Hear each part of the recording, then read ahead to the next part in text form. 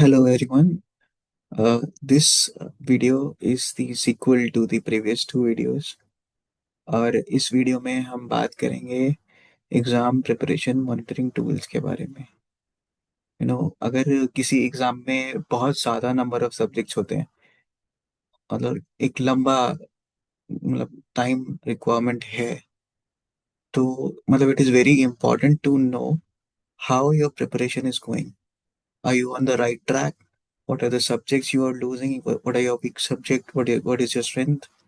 किस चीज पे आपको ध्यान देना है चाहिए? I am talking during the preparation. So now I will be sharing you with one very simple technique through which you can have an idea where you stand during any phase of your preparation. Okay, so I'll be sharing you the Excel.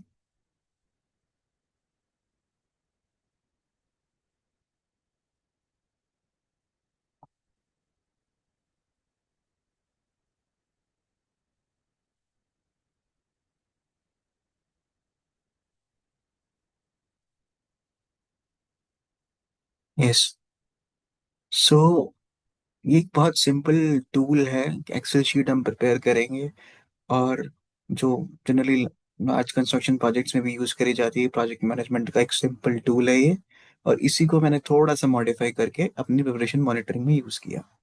तो हम level by चलेंगे कि हमें starting से and तक करना क्या है। ठीक है।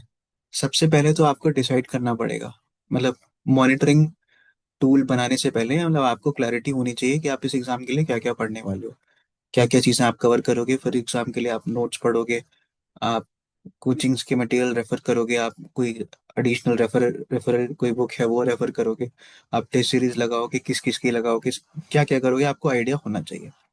उसके बाद आपको फिर लेवल टू आपको प्रायोरिटाइज करना पड़ेगा कि आप क्या क्या, मतलब इसमें आपको क्या क्या चीज़ें कितनी वेटेज की हैं, और मतलब कम से कम टाइम में कौन ज़्यादा आउटपुट देगा।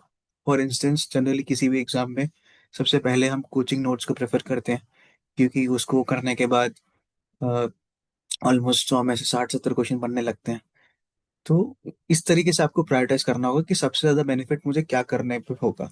तो जिसको सबसे ज्यादा बेनिफिट जैसे जैसे जिस ऑर्डर में होगा, आप उसी के अकॉर्डिंग उसमें लेवल्स आप डिफाइन करती जाएगी कि ये मेरे लेवल वन की चीजें हैं। फॉर इंस्टेंस में नोट्स और ये एक प्रीवियस पीवाईक्यूज लगाऊंगा, ये लेवल वन है। लेवल टू है, मैं किसी एडिशनल बुक को रेफर करूंगा, वो लेवल टू है। लेवल थ्री है, मैं मतलब सब्जेक्ट वाइज टेस्ट दूंगा, ये लेवल थ्री। इस तरीके से आपको डिफाइन, मतलब आपको जो आपने ऊपर डिसाइड किया, डिसाइड व्हाट टू स्टडी में, उसको आप प्रायोरिटाइज करोगे इसमें। उसके बाद फिर आप एक्सेल प्रिपेयर करोगे। ओके। नाउ सिमिलरली मैंने ईएसी प्रीलिम्स के टाइम पे बनाई थी एक एक्सेल, मैं आपको वो शेयर कर रहा हूँ, तो आपको उससे थोड़ा सा आइडिया लग जाएगा कि आपको बनाना कैसे है। ठीक है।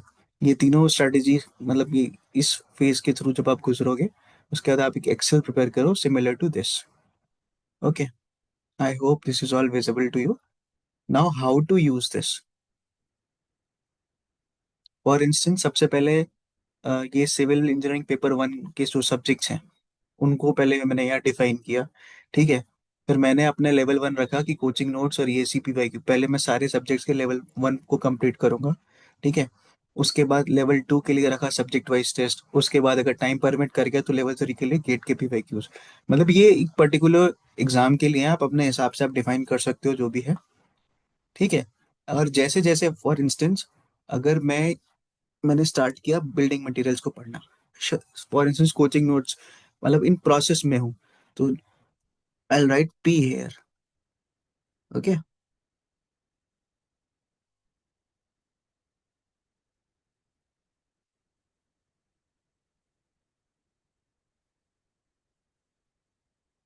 आई राइट पी हेयर। और जब मैंने कंप्लीट कर लिया उसको, आई राइट वन। ओके। तो इस तरीके से पी वन करते करते सारा सारा ये हो जाएगा। ठीक है।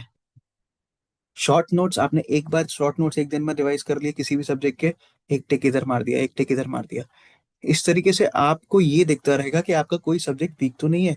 पहले आपने लेवल वन की चीजें सारी करी, फिर लेवल टू की करी, मतलब लेवल वन बहुत पहले, जब तक लेवल वन के सारे सब्जेक्ट की चीजें नहीं हो जा रही तब तक आप लेवल टू पे प्रोग्रेस मत करो। क्योंकि अगर ये पूरा हो गया तो आपको मोटा मोटा आपका एक बेस तो बन गया कि चलो 60% पेपर आप पूरा कर लोगे। ठीक है, फिर आप लेवल 2 पे आओ, फिर लेवल 3 पे आओ, जो भी आपने डिफाइन किया है। ठीक है। नाउ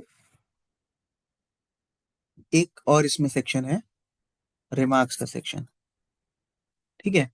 फॉर इंस्टेंस आप जब भी कुछ पढ़ रहे हो, कई चीजें, कई टॉपिक्स ऐसे होते हैं जो आपको लग रहा है कि आपको उनके लिए एडिशनल आपको पढ़ना है। मतलब ड्यूरिंग पीवाईक्यू लगाते समय या कोचिंग नोट के समय आपको लगा कि यार ये अभी समझ में नहीं आया है, लेकिन मैं अपनी प्रिपरेशन को नहीं रोकना चाहता यहाँ पे। ठीक है। तो आप उस टॉपिक को यहाँ लिख सकते हो कि ये this this X Y Z topic है, ये जब टाइम मिलेगा तो मैं इसमें एडिशनल देखूंगा। मतलब इस शीट के अकॉर्डिंगली, इस शीट की हेल्प से आप पूरा पूरा अपना प्रिपरेशन गेज कर पाओगे कि ठीक है, ये सब्जेक्ट मेरे पूरे हो गए, ये इसमें कुछ टॉपिक्स मैंने छोड़े हुए हैं, ये मैं बाद में अगर टाइम परमिट करेगा तो पढ़ूंगा, ये थोड़े मुझे वीक लगते हैं। इसको थोड़ा सा और मॉडिफाई आप कर सकते हो, इसमें एक कॉलम वेटेज का और ऐड कर सकते हो। ठीक है। तो एग्जाम के पॉइंट ऑफ व्यू से और आपको आइडिया लग जाएगा कि कौन सा वेटेज किसका है, किस पे मुझे ज्यादा ध्यान देना चाहिए, किसके लिए मुझे वरी नहीं करना है। So this is the preparation tool I was talking about. आप, मैंने ये अपने हिसाब से बनाया, आप अपने हिसाब से और इसको मॉडिफाई कर सकते हो जैसे आपको सूट करता है। ठीक है। And this can be use for any exam, मतलब any exam.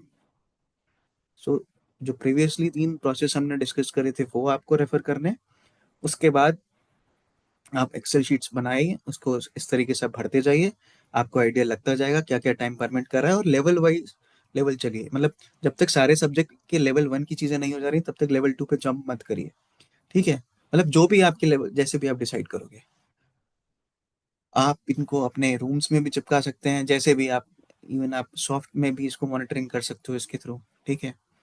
So this is the tool I was talking about. I hope this video will be helpful to you. Okay, this is not very new thing, but it's a very simple thing. It's being used in civil engineering projects extensively on site.